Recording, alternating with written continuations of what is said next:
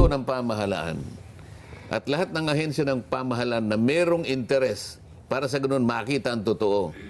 Kung paano ninakaw, sinong nagnakaw, sinong nakinabang, bahagi yan ng pananagutan ng pamahalaan. Eh. Di ba? Ang pagkakasabi ng Pangulo, mahiya naman kayo. Ayun, tama po kayo. Hindi ba dapat makita natin yung mga walang hiya? Doon nagsimula ang lahat. Eh, Ngayon, merong nagkukusa na tumulong para hanapin ang mga walang hiya. O ba't hindi mo siya tulungan? Proteksyonan mo sila. Yun ang dapat na makita mong una na gagawin ng pamahalaan. Bakit? Tutulungan niya Estado eh. Opo, Manganganib ang buhay niya. Ino-offer niya nga yung buhay niya eh. Ngayon, kung meron ka may tutulong, tulungan mo. Para sa ganon, madali nating mahanap ang mga walang hiya. O anong ginagawa? Imbes na tulungan, hinihiya naman sila ng mga walang hiya. Hindi ba?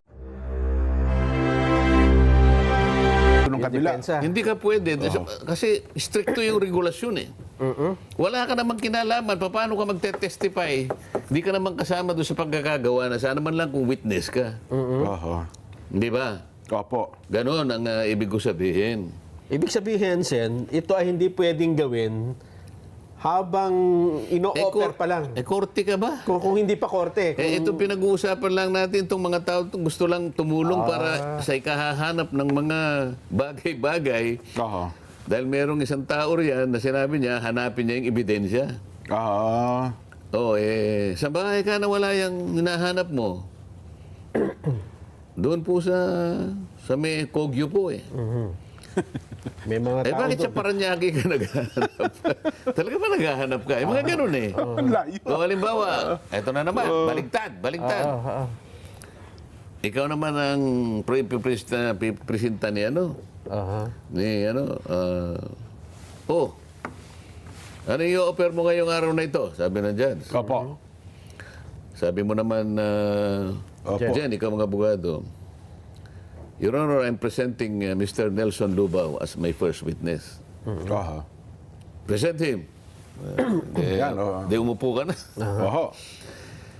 Your Honor, what is the offer of testimony? Your Honor, I am presenting Mr. Lubao to testify on the letters sent by his wife as a piece of evidence. Sabi niya, Atty. Subarjaga, when did you graduate as a lawyer? Sabi niya. 19 ano, sir? Because he cannot do that because this is privileged communication. Mga ganun-ganun ba? O kaya naman, what is he going to testify? Your Honor, Nelson Lubao is the physician who treated him several years ago. You cannot do that, Atty. Subarjaga. That's covered by privileged communication. Hindi mo pwede si ano yan, The si Walat. physician and the client. Yung mga ganun ang binabawal. Pero yung kung gagawin mo, sisitahin mo yung... paano mo gagawin yun? Hindi pwede yung pagharap niya. Ngayon, merong mga... May mga mahalata ng... Bakit... ba't kinakailangang usigin mo yung nagpipresenta? Na ito, hindi pangkaraniwang kaso ito dyan. May malalaki kasing taong involved dyan eh. Hindi, ang sabi sir kasi, Sen, ito kasi mga ito dishonorable discharge. May mga kaso ito ng pagsisinungaling. Hindi, ipakita mo ngayon, ipakita mo sa pamagitan ng mga batas nating umiiral, pagka may mga kaso, hindi sila pwedeng mag-testify. Di ba? Kailangan meron. Kung meron, maring nagkakamali ako, maring baka hindi ko nabasa. Baka may bagong batas na. Di ipakita ninyo. O sangayon po sa mga rules of court ngayon na ginawa po, tatlong araw pa lang ang nakarara. May bago tayong bagong rules. Lahat po ng nademanda o ididemanda pa lang. Pati po yung kulay ng balat ay tinitingnan po ngayon. At kung meron ka pong... at pagka po yung ngipin nyo hindi kumpleto, hindi na po kayo pwedeng mag-testify ngayon. Bawal mag-witness yan. Masyado na pong mahigpit ngayon. O edi... Kung ang kaso niya, Sen, syndicated, estapador po talaga yan. Talaga hong napatunayan ng korte na manloloko po yan eh. Oh, hindi ka muna. Ang pinag-uusapan natin yung sasabihin niya, hindi yung kanyang pagkatao. Ganun At saka pala. mo na lang, kaya nga susuriin ng judge eh. Ganun pala. Ibang kaso. Makikita pa rin naman kung yung sasabihin mo ay merong koneksyon doon sa pinag-uusapan. Oh. Eto pa, Sen. Ang karaniwan, pagka nagpapail ka ng complaint, siyempre meron kang affidavit, di ba? Oo. Meron kang sinumpang salaysay, pinapanotaryo mo yon. Ay, siyempre. Talaga bang kailangan na, ano ba, nagpanotaryo ka ng affidavit mo at isinabit mo na yung notaryo mo, isusumpi na pa yung abogado na nagnotaryo para tanungin? Oo, kasi nga, Pati yung witness na notaryo. nagkaroon kasi ng presidente. Naalala mo nung merong naipresentang isa sa kasama nila. Oo nga po, yun nauna. Oo. Na dahil ngayon, ang kalakaran naman, kapag ikaw ay nagpanotaryo, hindi ka naman nagtatanong bago ka aalis. Siyempre po. Pwede ko po bang makausap yung pumirma dito sa aking Sino ba itong pumirma dito sa notaryo? dokumentong ito? Baka po mamaya, ako po'y tanungin kung ito po'y pirma niya o hindi. Meron bang gumagawa ng gano'n ngayon? Wala. Pagka ginawa yun, Sen, baka bawiin yung pirma. Huwag ka nga magpanotaryo dito. Baka gano'n sabihin eh. Ang pagkakaalam ko dyan at nangyayari naman talaga, ibibigay mo lang yung mga dokumento mo. Kung merong bintana ron, bigay mo sa kanya. Ayan, opo. Tapos maghintay ka sandali riyan. After 5 minutes, babalik sa'yo. Magkano ka mo ba? Bayaran mo. na po yun. Hindi naman magtityaga yung taong nagpanotaryo. Teka muna, miss. Gusto ko lang pong malaman kung pwede po ba niyang pumirma siya uli rito para makita ko po kung pareho yung pirma niya. Wala ba lang ganon? Kaya sinasabi mo, nangyari dun sa isa. Tinakot nila, siya pang may kasalanan, pinalilitaw nila na siya ang pumirma sa sariling notaryo. Pati yung stamp na yon, hindi man lang nila malaman, hindi man lang nila pinalitaw, yung bang taong yan makakagawa ng stamp? Nakatulad nung stamp na ginagamit dyan. Paano nga? O ninakaw niya o hiniram niya? Yung pati yung dry seal ba na nahagilap niya yung dry seal para sa ganun yun ang i-press niya doon sa... Ito puro imposible na ito eh. Ibig sabihin nito, Sen, pagka may nag-file ng complaint uli at may affidavit, ito na susundin nila. Lagi ipapatawag yung abogadong nagnotaryo. Oo, hindi lamang yan. Sa korte siguro, bago kayo makapag-file ng complaint, kasi ano yun verified complaint. Hindi tatanggapin ng korte yan pag hindi notaryado. Kasi pag sinabi mong verified, meron kang verification doon at tinunotaryo. Yung judge pa, ba't tatawag ba yung executive judge? Check kung totoong notaryo ngayon. Walang ganun. Walang ganun. So, mas ano pa sila sa korte. Oo nga, mas mahigpit nga doon. Bagong rules na ito, Nelson. Mukhang gumagawa ng bagong rules. Etong masaklap. Ito matindi, Sen. Pakinggan mo ito. Humarap yung nagnotaryo. Pinatunayan, abogado po ako. Ayun. Ako pong nagnotaryo niyan. Yan. Wala nang tanong. may pipintas eh. Ang nangyari, teka muna, pati nga nung notaryo, may witness dito pumirma. Isumpi na yung witness sa notaryo. Pati yung nag-witness? Ano ba? Ganun ba talaga yun, Sen? Wala na. Hindi ganun yun. Makikita ninyo kung bakit ginagawa. Pangharas na lang yan. Nako. Talagang gusto nilang pababain yung willingness ng mga tao hanggat maaari pahihirapan ka para ganun. ikaw ay bumitaw na doon sa iyong ginawa. Tatakutin ka. At kung hindi man ikaw, pati pamilya mo, pupuntahan nila. Hahanapan ka ng butas. Dito makikita mo, ba't yung ginagawa yan? Alam mo kung nagsisinungaling itong mga taong ito, kagaya ng sinabi ko, malalaman natin eh.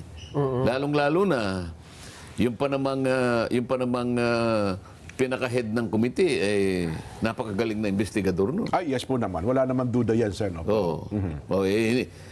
Sa galing mo sa investigasyon, nagsasalita pa lang, alam mo, sinungaling na eh. Ay, totoo po yun. Yung linyado ng salitaan pa lang, Sen. Doon mo sila ngayon gisain. Hindi ba? May remedyo naman eh. May mga paraan naman eh. May nakukontempt sila. nakukulong sila. Kung halimbawa sinungaling, doon mo palilitawin na sinungaling. Kung halimbawa, estapador siya, doon mo ipakikita na estapador siya. Kasi kapag ipinasok mo siya doon, look out mo na yun dyan, ikaw ang abogado. Siyempre po, totoo naman yun. Estapador yung mo, Yung mawawala kliyente mo. ng kredibilidad yung kanyang testimony. Gustong-gusto ngayon ng kalaban. Ay, opo. Kaya nung ipinasok mo si Nelson, dahil kilala niya, ngingiti-ngiti, hindi nga niya inobjekan eh. Dahil, bababa yung kalidad ng kanyang testimony. Ganun lang yun eh. Kung sa tingin niya, vital witness, ba, sa akin to, ano ito? Kasi kakilala. Ay, sabi niya, pabayaan mo. Sige, pasok mo yan. Kung pwede nga niyang bigyan pa ng siguro ang incentive yung kalaban. Sige pare, kumuha ka pa ng ganyang kamukha niya. Yari tayo niya, Para ganyan. dumami, para dumami yung yung testigo mo. Hindi naman kasi parami yan ng testigo to eh.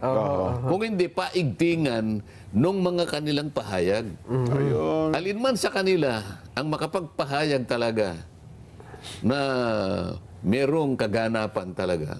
At saka makikita mo hindi mo makakaya na anong tawag dito? Pasubalian. Pasubalian yung kanyang mga sinasabi at magiging matatag. Kagaya nung humarap si Gutesa. Ay, opo. Oo, yan. Ilan ang nagtanong. Sinagot niya lahat. At walang Hanggang sa sila nang naubusan ng itatanong. Minsan nakikita ko si Gutesa, humihikab na lang eh. Sa tagal eh. Kasi kabisado niya. Alam niya. Sa tagal eh. Pagkatapos sasabihin nila, wala walang kahit anong ebidensyang magkukonekta. Doon sa taong pinakamalaking isda. Ayun. Nung lumabas yung testigo. Ha? Nung lumabas yung connection. Anong connection? Yung nagsasalit, nagtuturo. Ito na po yung connection.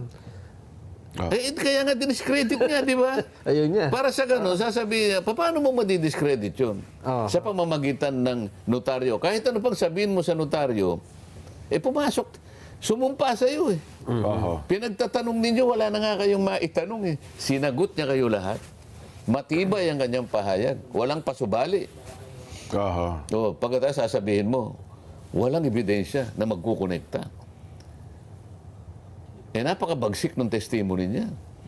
Nakita ko po yung maleta. Kasama po ako nag-deliver sa ganito pong address. Ay, siguro. Yun, alam, nalaman yung detalye ng bagay na yun, kung ano nga yung mga diniliber, kung nakapaloob doon. Pero tama kayo doon sa, para hanapan pa siya kung ano-ano mga bagay, yung notaryo, yung witness sa notaryo, at kung ano-ano pa man. Naging academic na nga yun eh. Harassment na lang yun, ano? Dahil sumumpa nga siya sa harap mo eh. Binasa niya ang kanyang testimony. Pagkatapos humarap siya sa inyong lahat, pinagtatanong ninyo hanggang kayo ang naubusan ng itatanong. Ano ibig sabihin nun? Baliwala yun? Hindi. Recorded yun eh. Taka nagtataka ako, Sen, nung nag-file ng affidavit itong mga dating sundalo, ang sinumpi na ay yung mga sundalo. Hindi yung mga inaakusahan nila. Di ba karaniwan pag kami nirereklamo ka, ito po yung mga nagnakaw yan, ay papatawag yung mga pinangalanan mo, hindi ikaw. Kasi nandun ka na nga, di ba? Halatang halata yan eh. Hindi pinansin ng ombudsman. Ayaw tanggapin sa Blue Ribbon. Pagkatapos, inuusig sila ng NBI. Kahit bata naman, maintindihan kung ba't ginagawa na yun eh. Tanungin mo yung 2 taon na bata, alam niya. Hindi, inaalam lang daw, Sen, kung talagang totoo nga. Kasi ang gusto din na ata ng NBI Ano? Ulitin mo nga. ang gusto lang din po atang malaman ng NBI, Sen, ay yung katotohanan ng kanilang statement. Gusto niya nga isa-isa, bawat kwarto, mag-usap po. Ito bang sinabi niyo dito ay individual, hindi joint, kabuuan. Tanungin mo yung grade 6 na pupil. Opo. Naniniwala ka ba? Tanungin mo yung grade 6. Alam mo kung ano isasagot niya? Ayan. Tell it to the Marines. Ayun. Sila Marines nga sila. Yung mga Marines nga sila, yung 16 Ayaw ka ba? 16 na Marines. Hindi. Nandun. Sabi nung grade 6, Oo. not 1, Oo. not 2, not 3. Oo. Ilan? 16 Marines. Di ba 18 yun? Dalawa daw po, plus hindi. to Plus to, army. hindi sundalo. Hindi marines yung dalawa eh. Army na lang.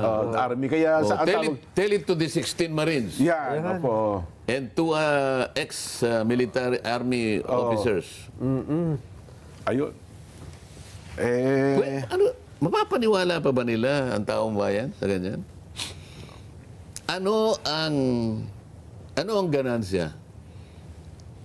Anong pakinabang nung 18 matatapang na kababayan natin na lumabas? Ano magiging pakinabang? Wala po, kahit isa man eh. Totoo, hindi Panganib pakinabang. pa nga Panganib eh. sa Di ba? pamilya, sa buhay po nila. Oh. Panganib sa buhay nila. Eh siguro, kamukha ng ginagawa nila ngayon. Oho. Makakaabala. Eh siguro, hindi natin masabi pa kung anong kahihinat na nila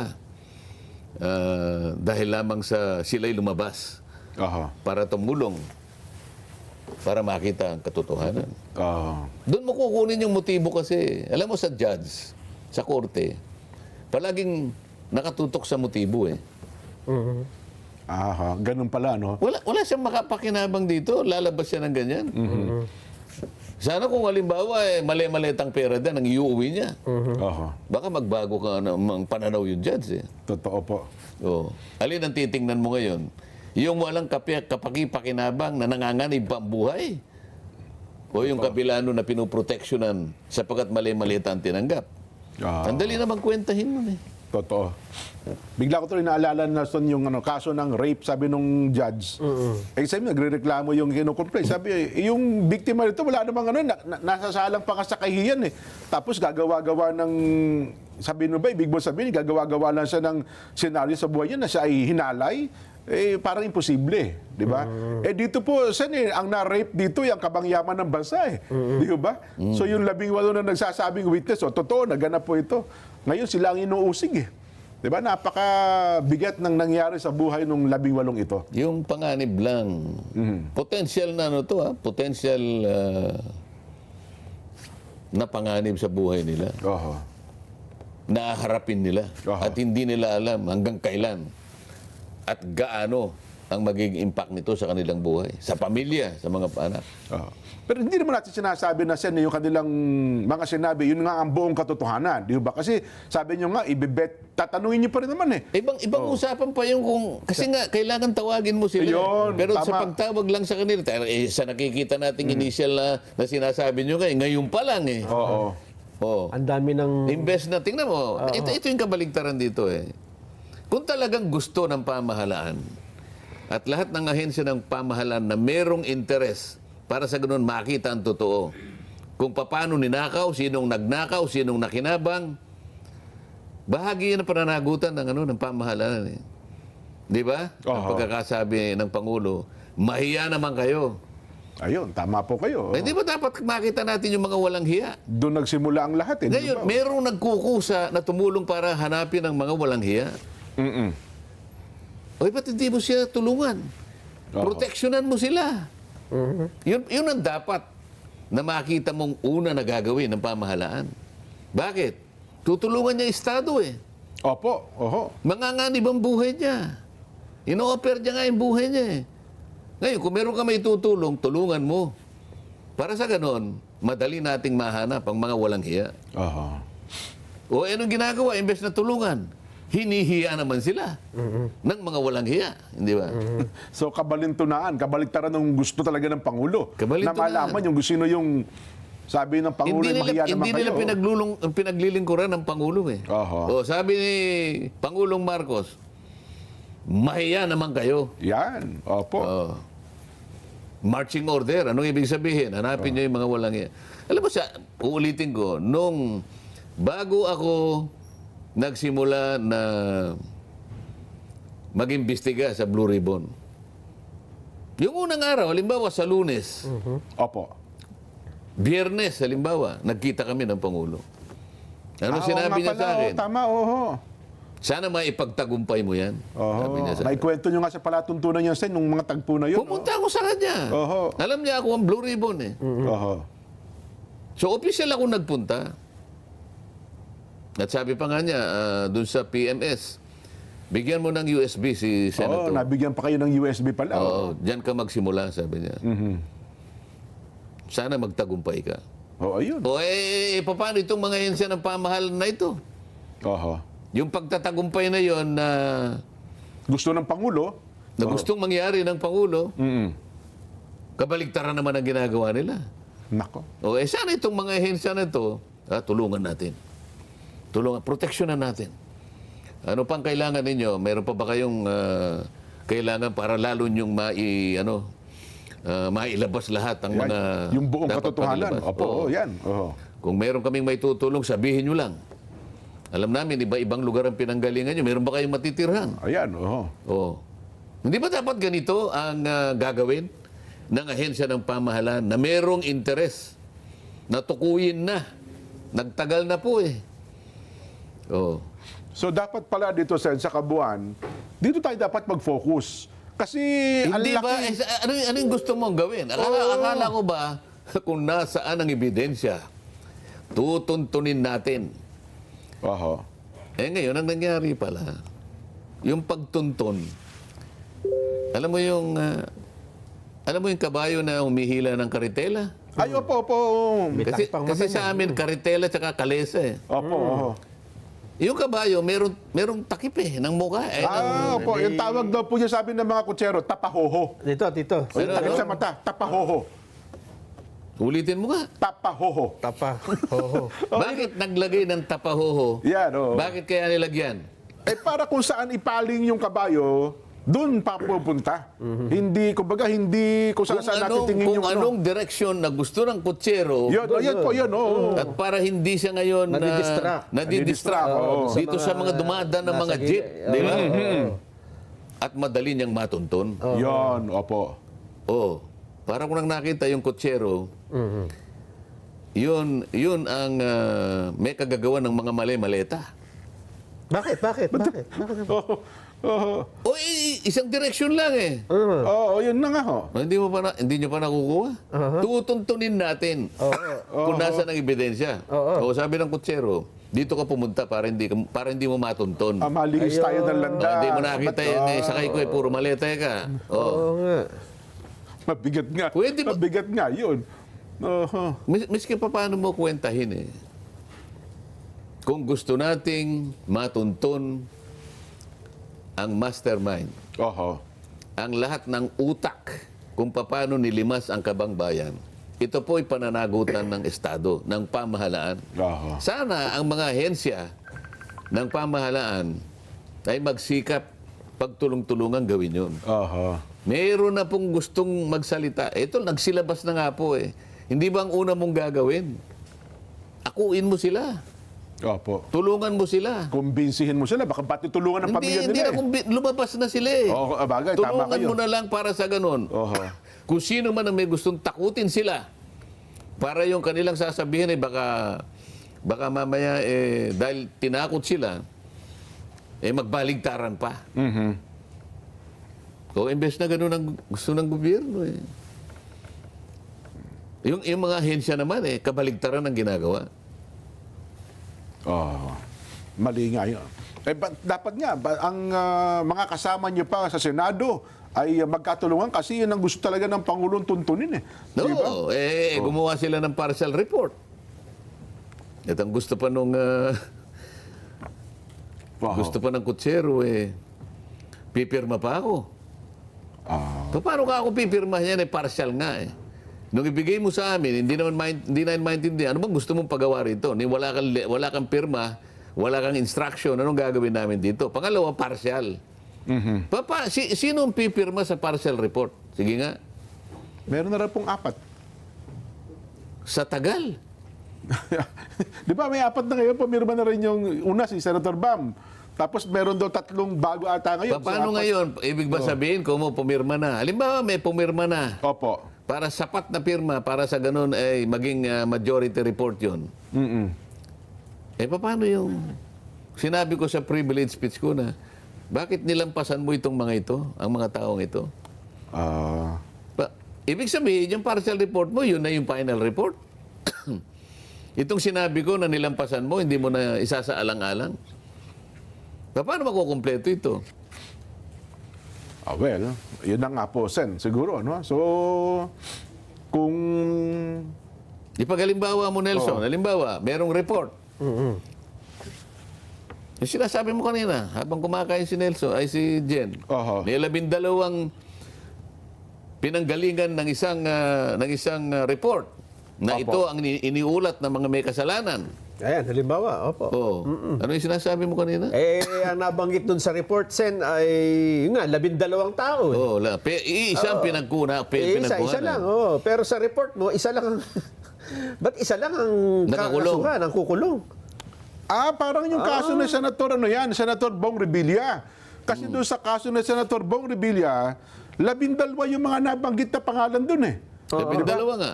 Bukod sa kay Senator Bong Revilla, ang dami nabanggit doon.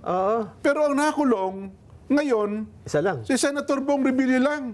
Samantalang iisa. Nasaan yung 11? Iisa ang Isa yung pinagkunan. pinagbatayan nung complaint eh. Kaya nga. Di ba? Oo nga pala, no? Ibig Paano sabihin- nga pala nangyari yun? Paano mo ngayon pipirmahan yun? Napili lang pala. So pinipili lang nila kung sino yung gusto nilang ikulong. 12 yung kamo nga eh. Paano yung nagturo doon sa pinakamalaki? Wala naman doon sa 12.